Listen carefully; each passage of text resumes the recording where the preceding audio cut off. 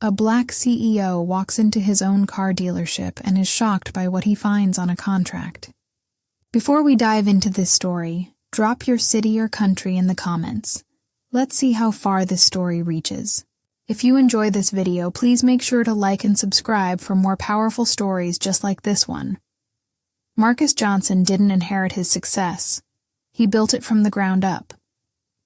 Starting out selling cars on street corners, he worked tirelessly to open his first dealership.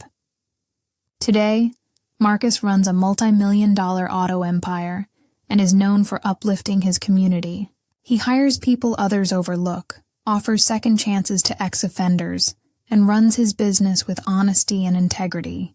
His goal has always been more than sales. It's about giving hope and opportunity to those who need it most. One Tuesday morning, Marcus decided to visit one of his newest dealerships without telling anyone. The showroom was busy, filled with shiny cars and smiling staff. Everything seemed perfect at first glance. But Marcus was there to see how things really ran when no one was expecting him. As he walked through the dealership, he was confident everything would be in order. Little did he know, what he was about to discover would shake him to his core. As Marcus wandered through the dealership, he overheard two finance employees talking quietly. One mentioned an urban risk code used to deny financing to certain customers. They spoke as if it was a normal part of the process, something routine to keep the wrong buyers from taking expensive cars. Hearing this, Marcus felt a knot form in his stomach. Surprise and concern washed over him. How could this hidden system of discrimination be running under his own roof? Determined to understand more, Marcus decided to act like a regular customer. Approaching the finance desk, he asked about credit options while watching closely. Almost immediately, he noticed the employee's behavior shift. Forced smiles, guarded eyes, and quick judgments. When they finally showed him the contract, he saw it. A bold red label stamped Urban Risk. Curious, Marcus asked how these risk categories were decided. The employees gave vague answers, mentioning zip codes, income, and trends without clear explanation. This was no mistake. It was a coded form of discrimination. Marcus felt a surge of betrayal and anger. Everything he stood for, fairness, opportunity, integrity, was being undermined by this hidden prejudice. The very system he trusted to support his business and community was quietly excluding people based on where they lived and what they looked like. Yet beneath the anger, Marcus felt a growing determination. He wasn't going to let this continue. It was time to act, to confront the injustice operating right inside his own company. Without hesitation, Marcus took out his phone and called his legal team.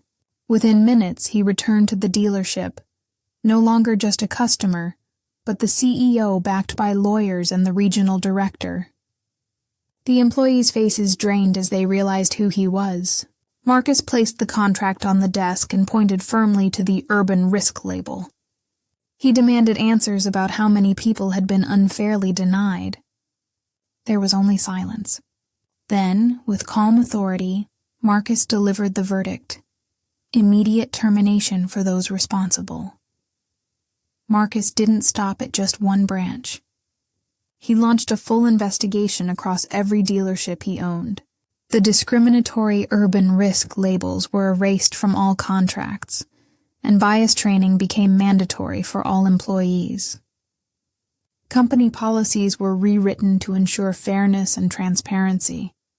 Marcus's actions sparked wider conversations about hidden discrimination in business, inspiring other companies to take a hard look at their own practices. What started as a shocking discovery turned into a powerful movement for change. The story quickly went viral, reaching people far beyond Marcus's community. Customers and employees came forward with their own stories of being denied or profiled unfairly. The movement grew, shining a light on subtle systemic biases hiding in plain sight across industries.